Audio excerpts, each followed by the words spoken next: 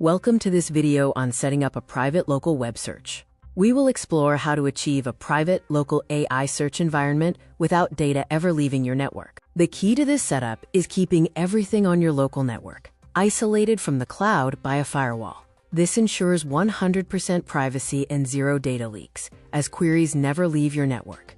Phase 1 is to pull and run the search container. Use the "docker run" command as shown to download the image and boot the local search container instantly.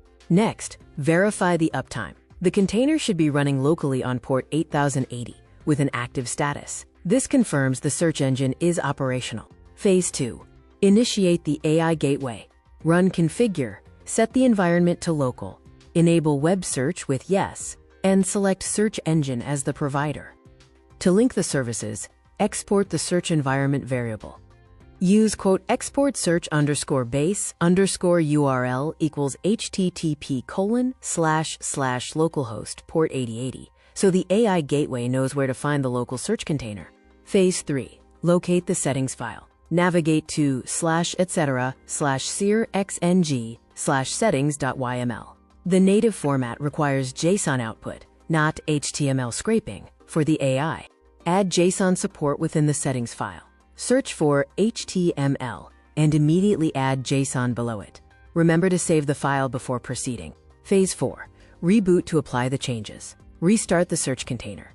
Then run "gateway restart" to pull in the new JSON configuration and restart all associated services. Finally, launch the interface.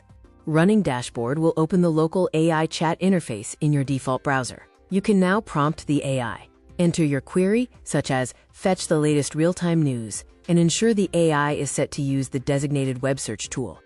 If the AI uses the wrong search tool initially, force the connection by instructing it to use the private instance as the web search tool. The private loop is now complete. Data input, processing, and web aggregation are all local. Everything remains on your machine, and nothing goes to the cloud.